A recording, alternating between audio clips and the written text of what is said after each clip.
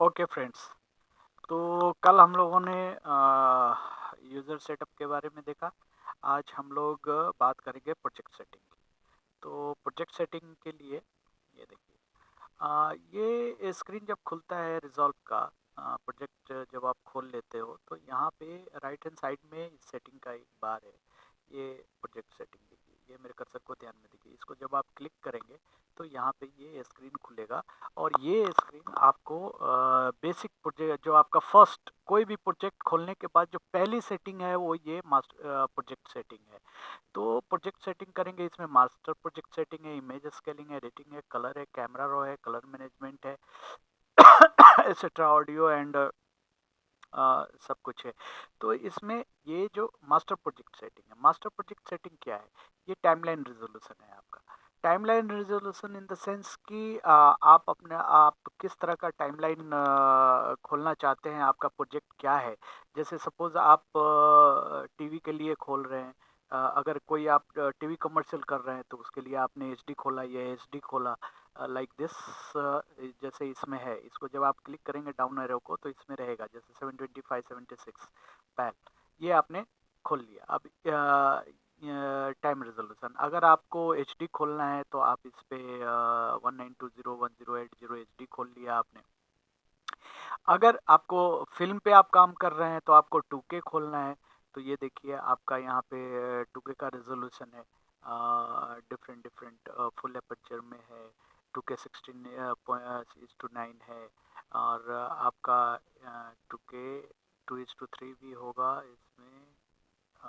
ये देखिए 2K 204x858, this is DCI scope 2:3 का है। ये अपना फिल्म के लिए है। तो ये आप इसको यहाँ पे खोल सकते हैं अकॉर्डिंग टू योर प्रोजेक्ट, आपकी क्या रिक्वायरमेंट है उसके हिसाब से। तो आप यहाँ पे खोल सकते हैं, इसको आप कस्टमाइज भी कर सकते हैं। जैसे मान लीजिए मुझे 1920 को अगर कस्टमाइज करना है तो मैं यहाँ पे आके यहाँ पे इसको सपोज 858 दे दिया, तो ये मेरा कस्टमाइज हो गया टाइप, दिस इज कस्टमाइज। तो ये आप कस्टमाइज भी कर सकते हैं। Will change that 1080। अच्छा, अब यहाँ पे ये आपका एस्पेक्ट रेशियो है। Aspect ratio in the sense कि आप उसको स्क्वायर फॉर्म में देखना चाहते हैं या उसको आप 16:9 में देखना चाहते हैं या 4:2, लेकिन ये एचडी के साथ, स्टैंडर्ड के साथ नहीं। ये जैसे आपने, मैंने अभी डीवी पाल खोला, ये देखिए डीवी पाल खोलेंगे तो ये आपको 16:9 का भी दे देगा, 4:3 का भी दे देगा। जैसे आप एच डी है तो ये एच डी में नहीं खुलेगा, ये आपको स्क्वायर पिक्सल ही रहेगा, cinema scope and square pixel. और अगर आप इसको 2:39 दे देते हैं तो भी आपका स्क्वायर एंड सिनेमा स्कोप ही रहेगा। तो अकॉर्डिंगली आप जैसा खोलेंगे और जिस तरह का आपको पिक्सल एस्पेक्ट रेशियो चाहिए वो है। यहाँ पे एक चीज़ समझना आपको ज़रूरी है कि पिक्सल एस्पेक्ट रेशियो है क्या। पिक्सल एस्पेक्ट रेशियो जो है, इट्स ए रेजोल्यूशन, लाइक जैसे पहले जो आपका ग्लास वाला टीवी आता था वो चलता था 4:3 पे, स्क्वायर पे। अभी फ्लैट टीवी आया वो चलता है 16:9 पे। तो पिक्सल एस्पेक्ट रेशियो है वो different size of your screen है। तो डिफरेंट साइज ऑफ स्क्रीन है, तो आपको किस तरह का रखना है वो अकॉर्डिंगली आप यहाँ पे इसको रख सकते हैं। अब रह गया टाइमलाइन फ्रेम रेट। अगर आपने एक बार प्रोजेक्ट खोल लिया तो आप अपना टाइमलाइन आपका बाय डिफ़ॉल्ट 24 पे खुलेगा, लेकिन अगर आपका फुटेज किसी और फ्रेम रेट पे शूट है, जैसे 5D से आप शूट करते हो तो नॉर्मली वो आता है 23.976 या 25 फ्रेम पे। तो अगर आपका ये टाइमलाइन फ्रेम रेट 24 का आपने खोला हुआ है और फुटेज आप 24 5 का लेंगे या 24 का लेंगे, तो वो जैसे ही आप फुटेज इंपोर्ट करेंगे तो वो आपसे पूछेगा कि आपको एग्जिस्टिंग रखना है या चेंज करना है। ठीक है, तो वहाँ पे आपको अगर चेंज करना है तो आप चेंज का बटन दबाएंगे। अगर आपको नहीं चेंज रखना है, आपको 24 पे ही उसको लेके करना है, तो आप नो नो चेंज कर देंगे। ठीक है, प्लेबैक फ्रेम रेट सेम ही रहेगा, जो टाइमलाइन का रहेगा वही यहाँ पे रहेगा। इमेज प्रोसेसिंग 32 बिट ये बाय डिफ़ॉल्ट है। इसको यही रहता है, इसको चेंज करने के आपको ऑप्शन नहीं मिलेगा, ज़रूरत भी नहीं है। कलर स्पेस में आपको ऑप्शन मिलेगा। कलर स्पेस में डाविंची के डिफरेंट डाविंची ऑफर करता है अलग अलग कलर स्पेस, जो आपको लेना है आप ले सकते हैं अकॉर्डिंग टू योर सिस्टम, कि आपका सिस्टम सपोर्ट करता है या नहीं करता है। तो ये अगर आपको आपको आपका आप बिल्कुल ही बेसिक सिस्टम पे काम कर रहे हैं, तो आप उसको डाविंची रिजॉल्व डाविंची का जो YRGB है बाय डिफ़ॉल्ट उसको रहने दीजिए। वो 709 आपका डिस्प्ले करता है या आउट निकालता है, it's okay. But if you are doing on advance तो एडवांस ग्रेडिंग और professional grading, then you have to be careful that what kind of footage you are going to grade and in which color space you like to grade. तो उस case के लिए आपको accordingly यहाँ पे ये setting आपको चेंज करनी है। Da Vinci resolve YRGB colour manage, जब आप इसको करेंगे तो ये देखिए यहाँ पे मैंने इसको किया, तो आप जब यहाँ कलर मैनेजमेंट में आएंगे तो ये आपको बहुत सारा ऑप्शन दे देगा। ये देखिए कि आपको किस में करना है, BMD में करना है, सिनन में करना है, या आपको P3 में करना है, रेक्स का अलग अलग है, या आपको एस लॉग में करना है, जिसमें भी करना है अकॉर्डिंगली। तो ये आपको ऑप्शन यहाँ पे दे देगा। अगर आप एसएस में आएंगे तो एसएस में जाएंगे तो ये आपको फिर कलर में जब आप कलर मैनेजमेंट में जाएंगे तो ये यहाँ पे एसएस का खुल गया।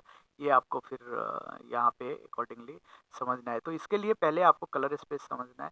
जब कलर स्पेस आप समझ जाएंगे तो इसको आप हैंडल कर सकेंगे, जो कि धीरे धीरे मेरे आने वाले ट्यूटोरियल्स में मैं आपको बताऊंगा। एनेबल फील्ड प्रोसेसिंग, तो ये आपका फिल्म प्रोसेसिंग है कि जैसे ये किस लिए है कि अगर आपका कोई फुटेज इंटरलेस्ड है उसके लिए है, तो आप इन इनेबल फील्ड प्रोसेसिंग कर देंगे तो वो आपका इंटरलेस का वो प्रॉब्लम है। अभी वीडियो मॉनिटरिंग जो है ये आपके मॉनिटर का ये है क्या वो मॉनिटर के सेटिंग के हिसाब से है ये सारा। तो बाय डिफ़ॉल्ट ये रहने दीजिए इसको। हाँ, ये जो है आपका high DUI player for optimise playback, ये आपको अगर आपको स्मूथ प्लेइंग में दिक्कत होता है तो आप इसको करेंगे तो ये इसको चेक कर देंगे तो वो थोड़ा सा सुधर जाएगा। फिर भी वो डिपेंड करता है आपके मशीन के कॉन्फ़िगरेशन के ऊपर। Confirm option, confirm option leave it as it is, because ये मैं आपको डिटेल बताऊंगा जब हम लोग XML और ADL इंपोर्ट करना शुरू करेंगे। उस ट्यूटोरियल का जब हम लोग जिक्र में आएंगे तब then I will tell you what is this confirm option basically. Now image scale, now this is a resizing filter optimize for optimize for playback. This is how what kind of I mean what kind of resolution you want to see on your screen। जैसे sharper है ये better होगा, smoother है उससे थोड़ा कम होगा, bilinear है वो थोड़ा कम होगा लेकिन स्मूथ प्ले करेगा। तो लेट बी जैसे इसके रिसाइजिंग फिल्टर है आप इसको एज इट इज छोड़ सकते हैं, और अगर आपको दिक्कत होता है तो बाइलिनियर पे आप कर सकते हैं, स्मूथर पे कर सकते हैं according to your rest of the thing is it's okay. Now input scaling preset, अभी इनपुट स्केलिंग प्रीसेट क्या है, ये देखिए मिसमैच रेजोल्यूशन फाइल्स। जैसे फुटेज है, फुटेज अलग अलग रेजोल्यूशन पे है या आपने कुछ कॉप किया या किस तरह से है, तो उसको टाइमलाइन के हिसाब से लाने के लिए आपको ये रहता है जैसे centre crop with no resizing. अगर centre crop with no resizing करेंगे तो वो आपको पूरे उसमें दिखाएगा। अगर आपने scale full frame with crop, अगर आपने ऊपर नीचे कट किया, जैसे मैंने अभी यहाँ पे 8x8 किया था, ये आपको याद होगा, ये 8x8 किया हुआ है। Then I'll go and image scaling and I'll do scale full frame with crop. तो इस तरह से scale entire image to fit, ये आपको जो इमेज रहेगा वो एज इट इज़ आ जाएगा। अगर वो मतलब लंबाई में है, चौड़ाई कम है अकॉर्डिंग टू योर स्क्रीन, तो वो वैसे ही मतलब जैसा फुटेज का जो साइज है वो एज इट इज़ आपको दिखा देगा। Stretch frame to all corner, don't do this, this is my suggestion, don't do this. ये अगर आप करते हैं तो ये क्या करता है कि आपकी तस्वीर को चारों कोने से खींच के बराबर करने की कोशिश करता है। उस केस में क्या होगा कि जो फुटेज है, फुटेज के अंदर जो आपका सब्जेक्ट है, वो सब्जेक्ट स्ट्रेच हो जाएगा। मतलब जैसे फेस है, हो सकता है फेस या तो चौड़ा हो जाए या लंबा हो जाए। तो don't do this, stretch full frame to all corner. Okay, rest of the thing is okay. Now कुछ चीज़ें हैं जो बाय डिफ़ॉल्ट होती हैं जिसको हमको नहीं छेड़ना है। और बाकी इसको एक एक चीज़ के लिए, अगर एक एक चीज़ का डिटेल आपको पढ़ना है, जानना है, देन यहाँ पे आप हेल्प में जाएंगे। सॉरी, दैट हेल्प में रहता है वर्क स्पेस। सॉरी, मैं भूल गया, वो मैं आपको बताऊंगा इसका। आपको रिजॉल्व का जो है वो पूरा का पूरा एक ब्रोशर, अच्छा, आप यहाँ से नहीं तो इसके साइट से भी इसका यूज़र ब्रोशर जो है वो डाउनलोड करके पीडीएफ रहेगा, वो उसमें भी आप एक एक चीज़ को पढ़ सकते हैं और समझ सकते हैं। For the detail, for the एक एक चीज़ के बारे में मैं जो आपको बता रहा हूँ, वो ग्रेडिंग के लिए क्या आपको यूज़ आने वाला है वो बता रहा हूँ मैं। ठीक है, बाकी इसमें एडिटिंग के भी ऑप्शन है, इसमें बहुत सारे ऑप्शन है जो कि हम लोग यूज़ नहीं करते हैं, तो हम लोग उसके ऊपर ज़्यादा डिस्कस नहीं करेंगे। But still you want, you can go on DaVinci Resolve site, download the browser user manual and you can read the things accordingly. Now camera raw, camera raw में यहाँ देखिए, कैमरा रॉ खुलते ही यहाँ पे ये इस यहाँ पे जो कैमरा लिस्ट एरी एलेक्सा, इसको जब आप यहाँ पे ये बाय डिफ़ॉल्ट आता है, जैसे ही आप खोलेंगे ये आएगा एरी एलेक्सा ही। तो अगर जैसे ही आप इसको डाउन क्लिक करते हैं तो इसमें आपका रेड का कैमरा है, सोनी रॉ है, सिनेमा टीएनजी है, फोटोन सिन है। तो अकॉर्डिंग टू आपने आपका फुटेज किस कैमरे का है, आप यहाँ पे कैमरा सेलेक्ट कर लीजिए। सपोज यहाँ पे मैंने कैमरा सेलेक्ट कर लिया, जैसे रेड है या एलेक्सा है। तो ये जब कैमरा आप सेलेक्ट करते हैं तो यहाँ पे डिकोड क्वालिटी आता है। Decode quality in the sense कि आप कौन से उसको रेजोल्यूशन पे डिकोड कर रहे हैं, मतलब देख रहे हैं या प्रोसेस कर रहे हैं। फुल रेजोल्यूशन पे कर रहे हैं, हाफ रेजोल्यूशन पे कर रहे हैं या क्वार्टर रेजोल्यूशन पे कर रहे हैं। ठीक है, ये according to your machine you can choose.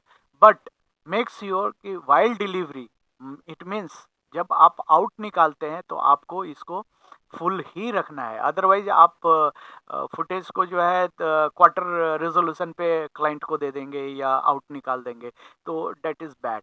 So make sure कि आप प्रोसेस, आप अपना काम करने के लिए आप इसको क्वार्टर रेज पे रख सकते हैं। क्वार्टर रेज करने का मतलब है कि आप यहाँ पे प्रॉक्सी मोड जो है, प्रॉक्सी मोड आपने ऑन कर लिया है बाय डिफॉल्ट। तो आप यहाँ पे क्वार्टरेज रख सकते हैं प्रोसेस का, आप अपना काम करने के लिए, लेकिन जब आप आउट निकालते हैं तो it should be full rate. ठीक है, उसके बाद आ जाता है डिकोड यूजिंग। आप किस चीज को यूज करके डिकोड कर रहे हैं, डिकोडिंग कर रहे हैं। याद देखिए, आपने सीधा कैमरा मेटा डेटा उठाया या प्रोजेक्ट उठाया।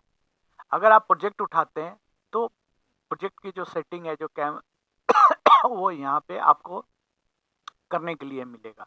ये आपको मैं जब ग्रेडिंग करना सिखाना शुरू करूँगा तब मैं आपको बताऊँगा कि इसको किस तरह से यूज़ करना है। तो ये हो गया कैमरा रो का। अब आगे आ जाते हैं कलर मैनेजमेंट में। कलर मैनेजमेंट मैंने आपको बोला कि यहाँ पे जब आप रिजॉल्व में, जब मास्टर प्रोजेक्ट सेटिंग में जब आप कलर स्पेस जो सेलेक्ट करते हैं, अकॉर्डिंगली आपको कलर मैनेजमेंट में आके आपको सेटिंग करना है। ये भी मैं आपको अगले उसमें बताऊंगा। जैसे जैसे फुटेज हम यूज़ करेंगे, जैसे एरी का यूज़ किया, जैसे एलेक्सा का यूज़ किया, रेड का यूज़ किया, 5D का यूज़ किया, सोनी का यूज़ किया, मैं हर कैमरे का फुटेज किस तरह से ग्रेड करना है आपको बताऊंगा। तो वहाँ पे ये सारी चीज़ें आपको कलर मैनेजमेंट में यूज़, किस कैमरे के साथ इसको यूज़ करना है और किस कैमरे के साथ नहीं करना है, ये भी मैं आपको बताऊँगा, ठीक है? उसके बाद आ जाता है आपका ऑडियो। ऑडियो में आपको कुछ भी नहीं छेड़ना है, ये बाय डिफ़ॉल्ट ले लेगा जो भी है, क्योंकि आपकी यूज़ करना नहीं है। और आपको समझना है ये keyboard mapping. Keyboard mapping in the sense कि इसमें सारे शॉर्टकट्स हैं, सारे शॉर्टकट्स हैं, सारे शॉर्टकट्स हैं। तो आप इसको एक बार गो थ्रू कर लेंगे तो आपका काम फास्ट हो जाएगा, ठीक है? तो दोस्तों ये था हमारा प्रोजेक्ट सेटिंग। और अगले इसमें हम लोग सीखेंगे कि फुटेज को किस तरह से इंपोर्ट करेंगे और किस तरह से टाइमलाइन पे लेके आएंगे, किस तरह से हम लोग पर्टिकुलर फुटेज के लिए कैमरा सेटिंग, आपका कलर स्पेस सेटिंग, ये सारी चीज़ें होंगी। तो यहाँ तक तो मेरे को लगता है कि मैंने बहुत ही डिटेल में आपको समझा दिया है। Okay, so will see on the next tutorial. Bye.